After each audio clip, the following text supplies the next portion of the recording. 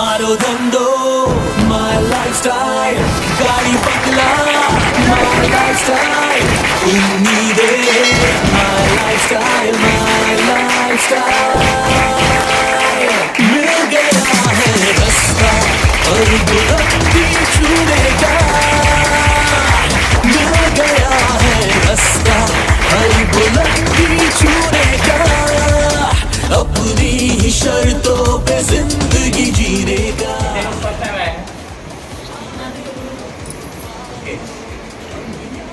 यहाँ पे first time आए हैं, बहुत सारे लोग यहाँ पे रिलेटेड हैं, बार बार समझ रहे हैं। चलिए पहले परिचय करता हूँ। मेरा नाम सुंदरलाल द्विवेदी है और प्रोफेशनली मैं कंप्यूटर इंजीनियर था, रहता हूँ वसई के अंदर में। किस तरीके से आज आप लोग ये काम देखने के लिए कुछ नए आए हैं, जो गेस्ट देखने के लिए आए हैं और कुछ पहले देखे हुए हैं, थोड़ा और कॉन्फिडेंस पैदा करने के लिए, कुछ और जानने समझने सुनने के लिए आए हैं।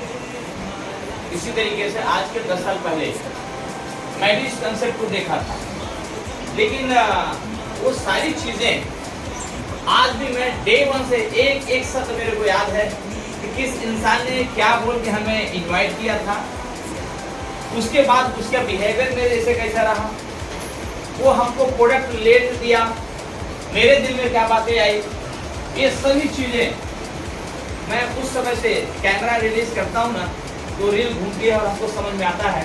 और ज़्यादातर 99% मैं उसी अपने ही चीज़ से मैं सीखा हूँ कि मैं क्या रिएक्ट करता था। और हार्डली आपको सुनने के लिए मैं बता देता हूँ, अभी तक इस स्टेज पे आया हूँ, लगभग 2 करोड़ रुपया कमा चुका हूँ इस इंडस्ट्री।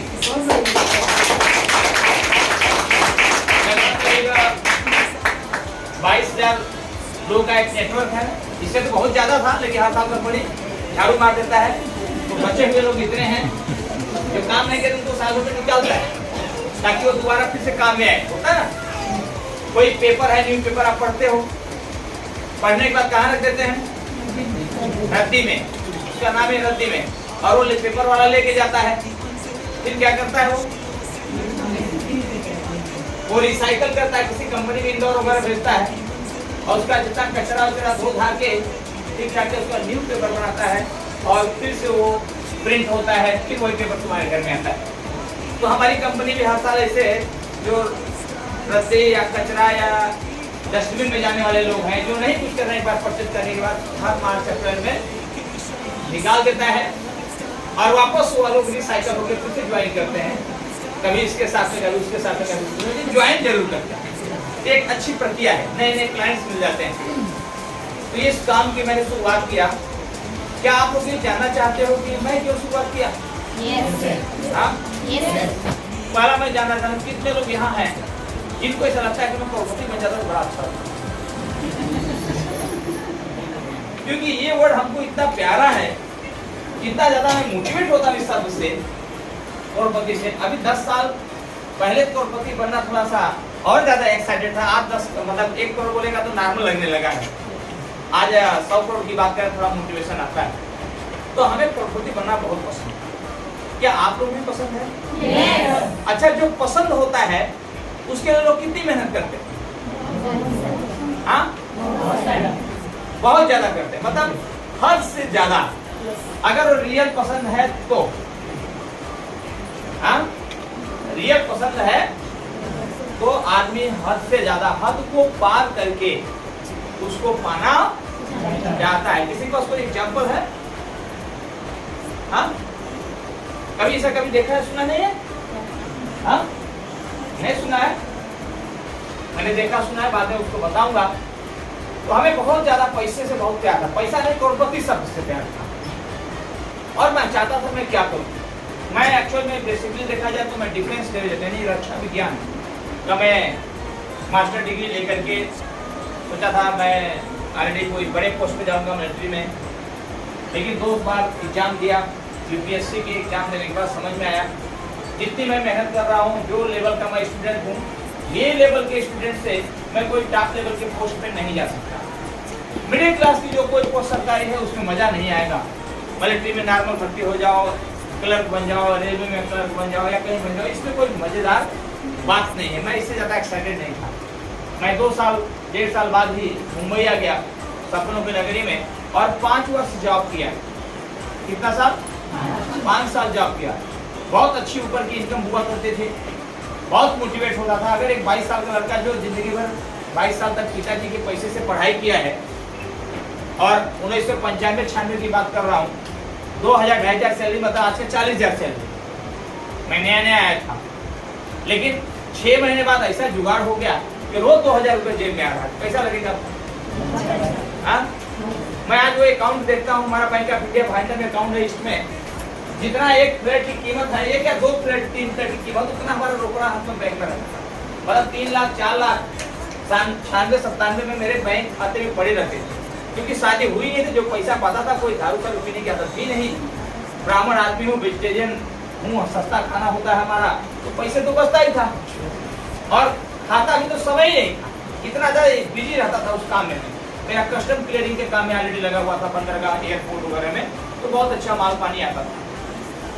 और 5 साल किया। 5 साल में हमारे दिमाग के अंदर एक घटना हुआ, यानी इसको हम कह सकते हैं कि अचानक एक क्लिक हुआ, स्पार्क हुआ, कि मेरे कंपनी के अंदर में, बड़ी कंपनी थी, नरीमनगढ़ में ऑफिस था, और बास का लड़का ओटी गाड़ी लेके आया चमचमाते हुआ। उसके ड्राइवर भूता जी थे, सफेद कपड़ा ऊपर नीचे से ड्राइवर वगैरह होते हैं ना बड़ी कॉर्पोरेट कंपनी में, हैट वगैरह उनको मिलता है। उसका वो रुतबा देखिए और गाड़ी इतनी शानदार देखिए, मेरे दिमाग में है यार क्या शानदार गाड़ी है। इंडिया में गाड़ी पहले बनती नहीं थी, ना तो शोरूम जा रहे थे, फॉरेन से आए थे। एक्चुअली मैं बात कर रहा हूँ 96-97, तो कितना साल हो गया? 25 साल से ऊपर हो गया ना। 27 साल, यानी मैं न्यू आया था, 2 साल के बाद की बात कर रहा हूँ। 27 साल पहले ओडी गाड़ी दुर्लभ जैसी थी। अब तो कामन आपको हर जगह बस ही बिराट दिखने लगी। अमीर लोग पास आता था, वो भी विदेश से इंपोर्ट हो गया, तो शोरूम यहाँ पे नहीं था। और इतनी बड़ी गाड़ी में कभी देखा ना, ऐसा चमक नहीं देखा था। मेरे दिल में वो गाड़ी आ गई। मैंने गुप्ता से पूछा कि भाई ये गाड़ी कितनी की आती है, कौन सी गाड़ी है? बोलते हैं ओडी गाड़ी। नाम भी कंफ्यूज था कि ओडी क्या होता है, मर्सिडीज सुना था। और उस दिन मेरे दिमाग के अंदर में आ गया ये गाड़ी मिल जाए तो बहुत मजा आएगा, ऐसी गाड़ी अपने को आनी चाहिए। जब उसका मैंने प्राइस पूछा, बोले कुछ 35 लाख। उनको बोलने में कैसा लगा मैं महसूस करता हूँ। 35 लाख बोलेगा तो बसई बिहार में 35 फ्लैट की कीमत उस समय। और पूरा जब मैंने हिसाब किताब जोड़ा तो पूरे लाइफ के कमाई में वो गाड़ी बैठ नहीं रही, यानी खरीद नहीं सकता।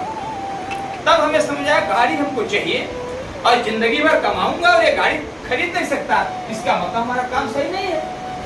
तो समझना कि ये बंदा जो आया है ये गाड़ी लेके ये कहां से लाया, तो समझना ये आदमी बिजनेस करता है, कंपनी के ओनर का लड़का है। तो हमें क्या करना है? अगर हमें गाड़ी लेना है तो क्या करना पड़ेगा? बिजनेस करना पड़ेगा। मुझे ऐसा लगता है गलत रास्ते में नौकरी और दिमाग लगा रहे छोड़ना है। 97-98 सन 2000 में ऑलरेडी मैं नौकरी को रिजाइन किया। बहुत अच्छी क्लास की नौकरी थी। रिजाइन करने के बाद मैं बोला क्या करूँगा, मैं बिजनेस, कौन सा बिजनेस करूँ?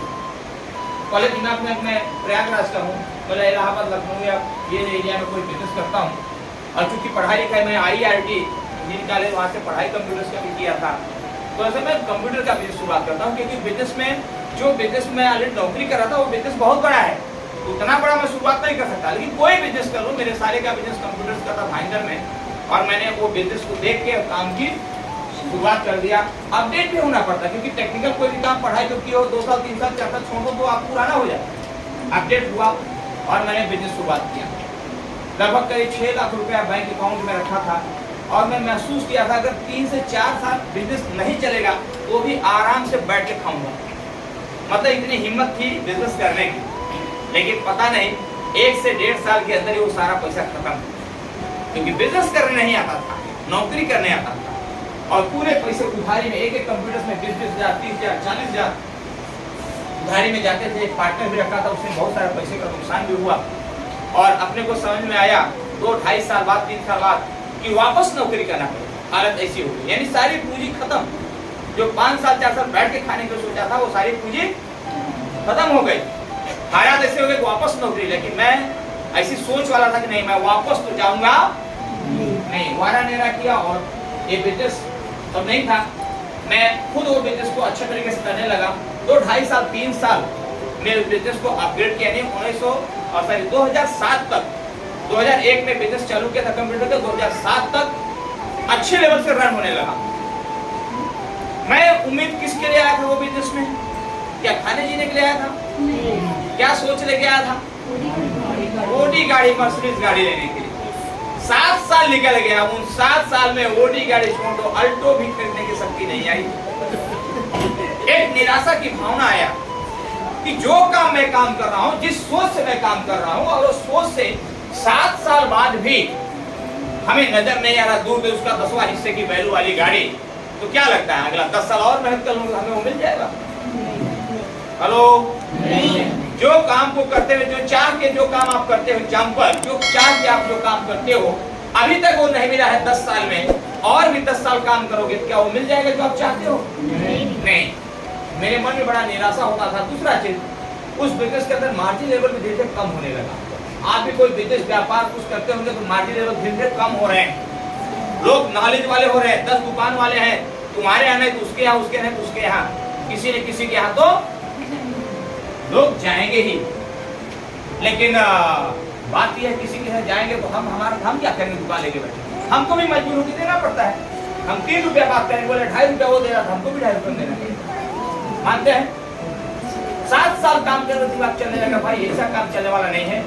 7 साल हो गया, सन 2010 आ गया, 10 साल बीत गया। 10 साल में न तो समय की आजादी, न तो पैसे की आजादी, और न तो सपने पूरे। दिमाग में कुछ खास चलता था। उसी समय हमारा एक दोस्त मिल गया, अमित भाई शाह, अमित शाह। वो थे ऑलरेडी गुजराती थे, और उन्हीं का वो दुकान ओनरशिप में उन्हीं का था, मैं रेंटल पे लिया था। एक दिन उनसे मैं सवाल कर लिया कि अमित भाई तुम ये बताओ, गुजराती लोग घर में बैठे रहते, क्योंकि मेरे बहुत सारे क्लाइंट गुजराती है, यहाँ पे गुजराती कोई है ना? मैं बोला गुजराती लोग को बहुत ज्यादा देखा हूँ ऐसे सोफे के नीचे इस पे लेटा रहता, फर्श पे जाता हूँ, काम करता हूँ, 1000 रुपए लेके आता हूँ, 2000 लेके आता हूँ। ये आखिर क्या, कहाँ से इसको पैसा आता है? ये बैठा रहता घर में फिर खाता है। तो बोलते हैं अमित भाई, बोलते हैं सुंदर भाई, ये लोग शेर खेलते हैं। क्या करते हैं? शेर खेलते हैं। बड़ा अच्छी बात है, मेरे दिमाग में तुरंत आया, शेर खेल के मैं भी करोड़पति बन सकता हूँ। समझ रहे हैं? तो ये 2007-8 में मैंने भी 2.5 लाख रुपया लगा दिया। बोला 2.5 लाख से ये भी कमाएगा, कंप्यूटर से भी कमाऊंगा, दोनों से कमा के मैं करोड़पति बन जाऊंगा। लेकिन 2008 आया मार्केट, एकदम डाउन आ गया मार्केट। 21,000 का सेंसेक्स से वो आ गया 5,600 सेंसेक्स, यानी कि मेरा 2.5 लाख रुपए का लागत 35,000 का हो गया। इंतजार करते करते करते 2010 आ गया, 7, 8, 9, 10, 3 साल में बढ़ने का नाम नहीं ले रहा है। मैं तो बहुत ऐसा जगह फंसा दिया है अमित भाई कि जहाँ तो निकल ही नहीं पा रहे हैं। और मैंने आगे जाके ऑफिस में झगड़ा किया, नाना समारा से सस्ता में मेरा बंद करके दे दे। वो बोलता है कि नहीं ऐसा नहीं हो सकता। फिर गया परेल में, वहाँ झगड़ा करके बहुत समझाया, चाय पिलाया, काफी पिलाया ऑफिस में। बोला नहीं, 3 साल जो नहीं बढ़ा सो यार कभी नहीं बढ़ सकता, मेरा जो बचा है 35,000 दे। तो 35,000 यानी कितना, 2.5 लाख रुपए कितना लेके आया? 35,000। दोस्त को ट्रांसपोर्ट में ट्रक किया था, वो बोलता 20,000 महीने कम से कम मिलेगा। 1 लाख लगा दे जी तो कितना मिलेगा? बोला 1 लाख लगा के 20,000 महीने का वो हिसाब जोड़ा, 60-70 हजार काट करके बोलता है कम से कम 40 तो बचेगा। 70 आ रहा, 40 तो हाँ बराबर, 40 से 20 तुम्हारा 20 हमारा। तो गणित लगा 1 लाख डाल के 20,000 हर महीने मिलेगा, तो इससे भी पैसा अच्छा आएगा। मतलब जिधर पैसा आने की संभावना लगता तो उधर मैं डाल देता था, लेकिन कहीं से पैसा आया नहीं। 2010 में निराशा की भावना चली, जिंदगी में होएगा क्या, अमीर बनने लगता है, ऐसे ही मर जाऊंगा, कुछ अमीरी आएगी नहीं, कॉमन इंसान जैसा जिंदगी जाएगी। फिर बोलते जैसा आप सोचते हो वैसा मिलता है।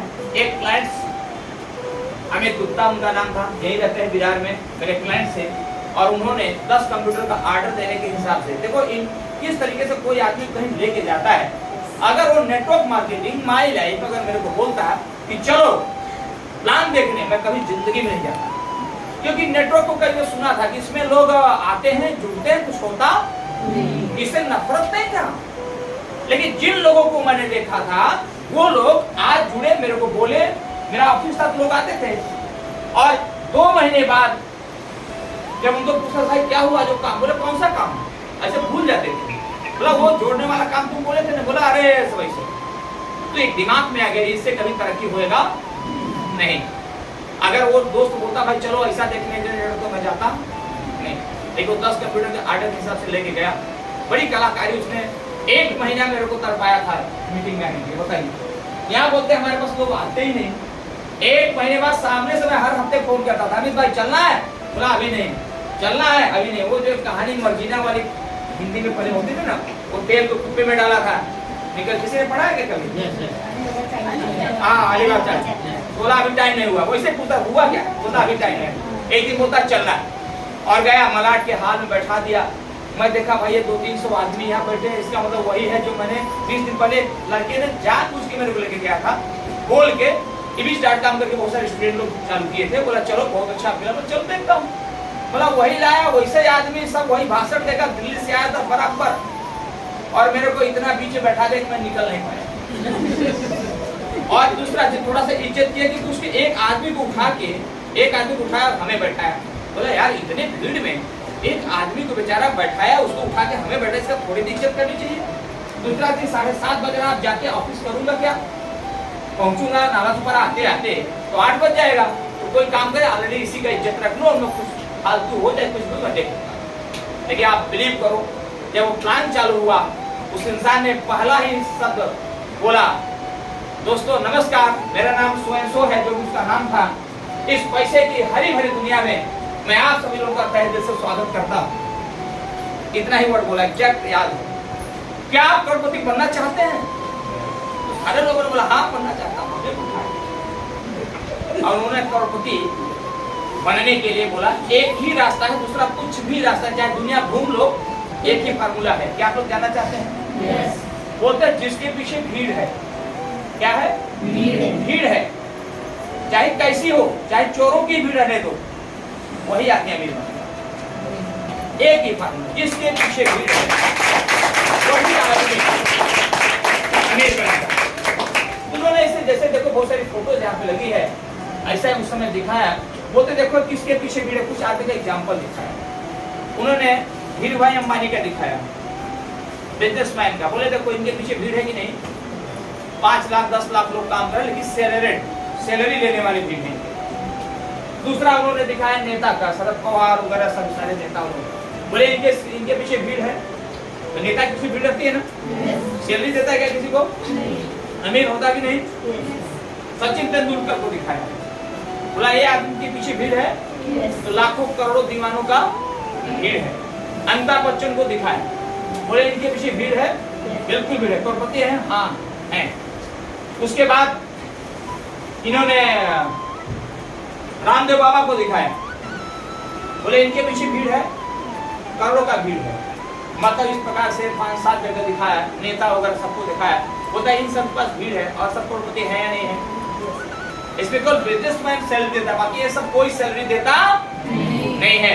अगर तुम भी अपने पीछे भीड़ जुटा सकते हो तो करोड़पति बन सकते हो। तो अपने को समझ में आया कि अपने पास भीड़ नहीं है। 5 आदमी के स्टाफ में रहते, वही 5 लोगों का भीड़ मेरे पीछे था, जो काम मेरे साथ करते थे, और किसी का भीड़ नहीं था। मैं समझ गया मैं कभी करोड़पति। बोला अगर भीड़ नहीं तो करोड़पति नहीं बन सकता। थोड़ा 1 मिनट सन्नाटा रहा, उसके बोलता निराश होने की जरूरत नहीं है, तुम लोग नए जमाने में पैदा हुए 21वीं सदी में।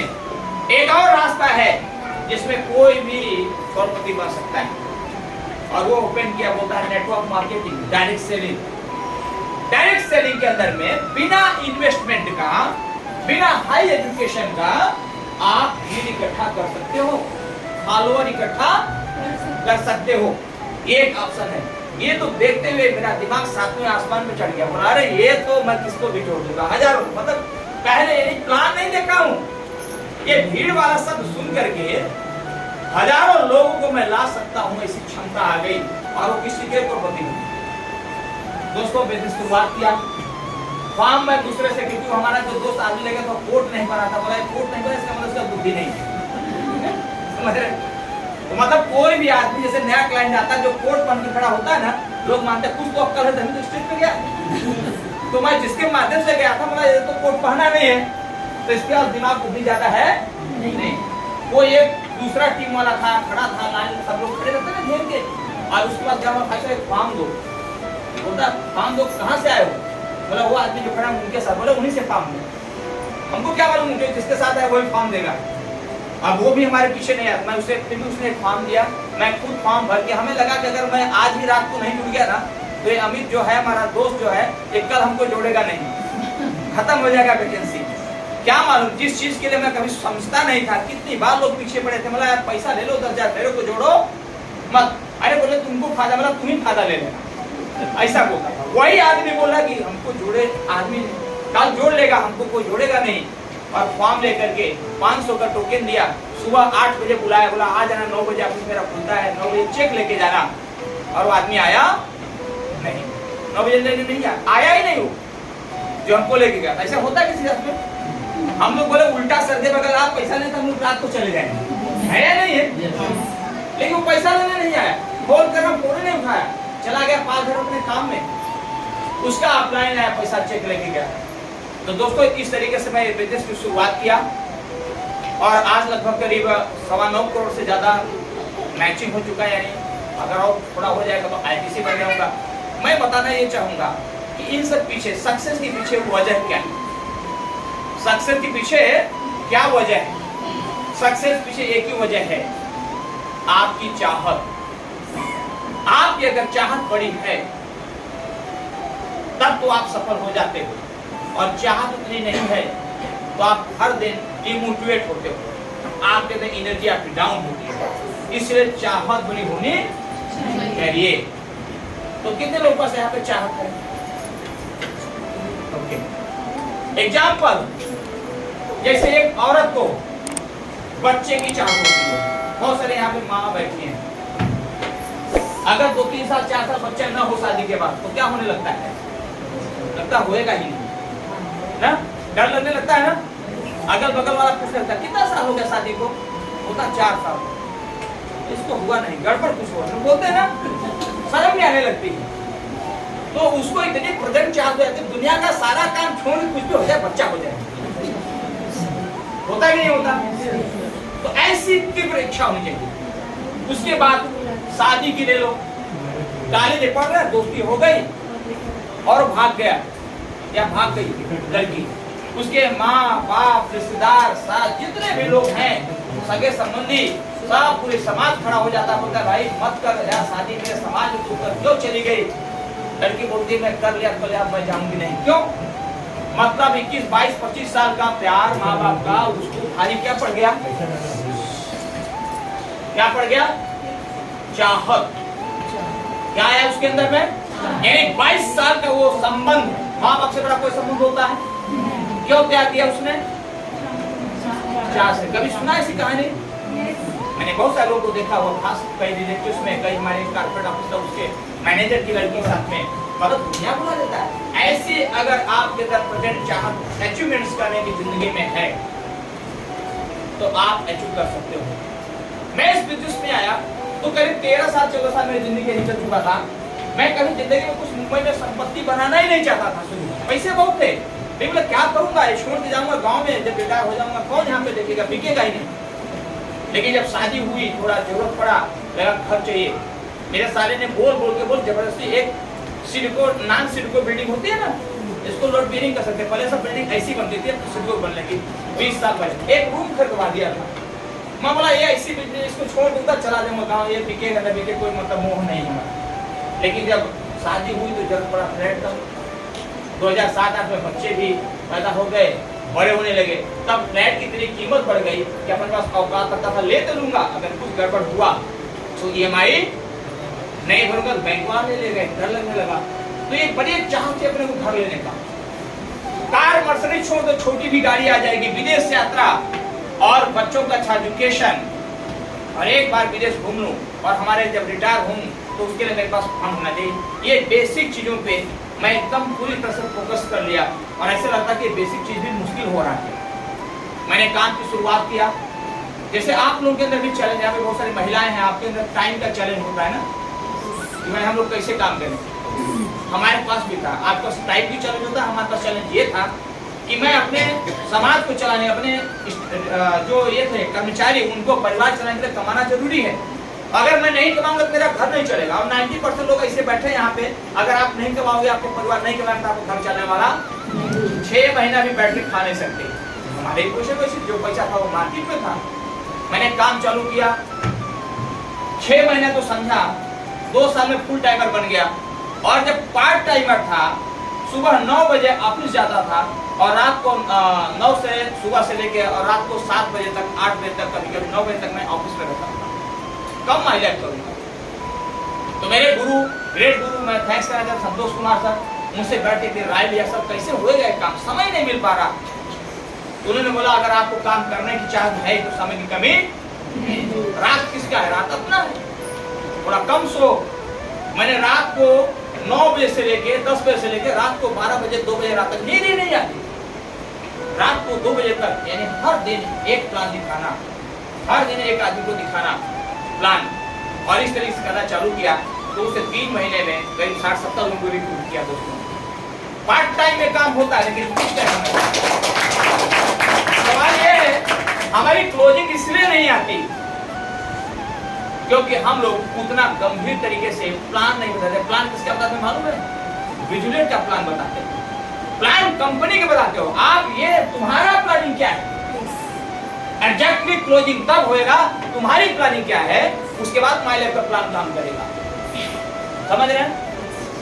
और अगर आप माई लाइफ का सिर्फ प्लान प्रेजेंट कर दिया और आपका खुद का प्लानिंग आप प्रेजेंट नहीं कर रहे, वो आदमी इंस्पायर नहीं होगा। मैं खुद अपना बता, मैं किस जरूरत से इस बिजनेस में आया हूँ, और कोई भी हो जाए, दुनिया इधर उधर हो जाए, मैं तो अचीव करूंगा।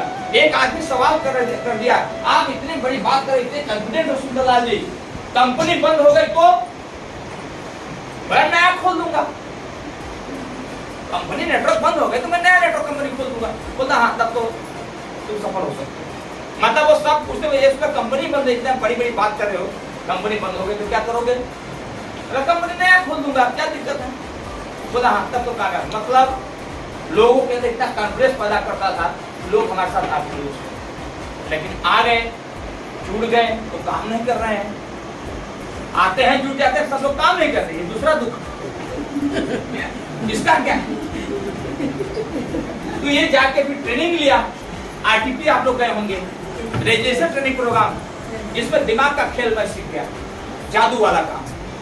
और वो सीख गया, बोला आप दुनिया में को हरा नहीं सकता कोई भी, किसको भी चाहूं तो मैं माई लाइफ करवा सकता हूँ। सही में देखता था किसके ऊपर जादू छड़ी घुमाऊं, ऐसे लोग पास घुमाना चालू कर दिया।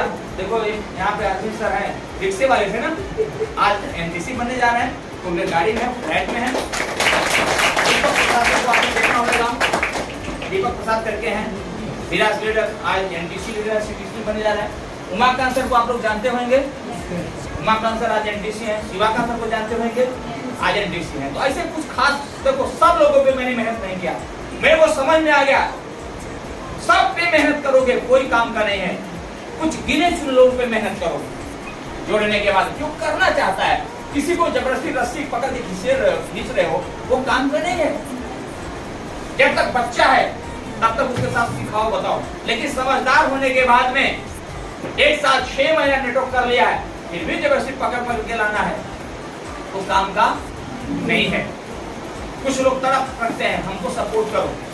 दोस्तों इस तरह से काम करना चालू किया, धीरे धीरे टीसी बना, एटीसी बना, टीटीसी बना, एसटीसी बना।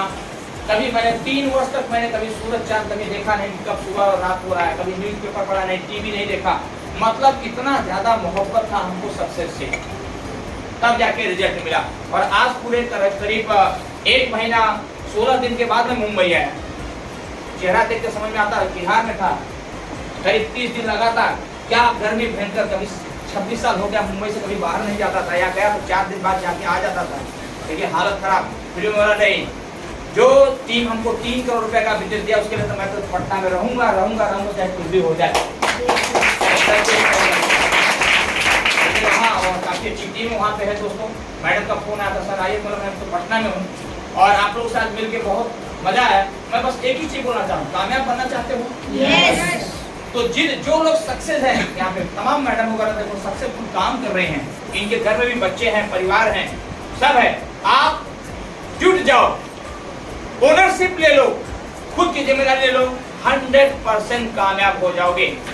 और खुद की जिम्मेदारी नहीं लोगे, कोई आपको ढकेल के लेके जाएगा। एक वक्त होता ढकेलना पड़ता है। ये काम हमारा चंद्रधारी यादव करके फर्नीचर वाला था, वो किया था। जिस दिन मंगलवार को गोरेगांव मीटिंग होती थी, सुबह आके बैठता था 9 बजे, और जब तक 4 बजे तक मेरे को लेके जाएगा नहीं, तब तक फटता नहीं। तो मैं धन्यवाद उस इंसान को देता हूँ। अभी ये सब लोग माय लाइफ में नहीं है, लेकिन मैं ये सारे धन्यवाद देता हूँ जो आदमी लेके आया, जो धक्का मार के ले जाता था जबरदस्ती, पैसा अनुनय विनय करके, ये सब बहुत सक्सेस के लिए मतलब भगवान ने भेजा था इन लोगों को। आज वो लोग नहीं है, लेकिन मैं यहाँ पे हूँ। कहना यह चाहूंगा कि जब मैंने इस काम की शुरुआत किया था, तो मैं निर्मला मैडम को जानता हूँ, और इन्होंने एक बार हमसे कहानी बताई अपनी लाइफ। बहुत डेडिकेटेड लेडी है, बेहद डेडिकेटेड है, मैं जानता हूँ इनको। संतोष सर के माध्यम से आई थी कि हमको कहानी बताते थे, लेकिन जिन परिस्थितियों में घूमा, वो चक्करबाजी से इनको समझ आया कि नहीं, कामयाबी के इधर ही है ना मैडम? और हमें लगता है 100% अब कामयाबी को लेके ही मानेंगे, इसके पहले इस धरती से जाने वाले नहीं है। और बहुत शुरुआत करो, जो नए लोग आए हो, जो पुराने हो, पूरे दिलो मनो योग से इस काम को करो, आधे बुरे मन से नहीं, पूरे जान लगा काम करो, 1 से 2 साल। उसके बाद तो आप एक महीना बाहर होगे तो भी पैसा आएगा। ठीक है, काम कीजिए। जय हिंद, जय डी फोर्स, जय Kaleshwar. Thank you. In your life, show your style. Grow up with my lifestyle. Live your dream, tension free.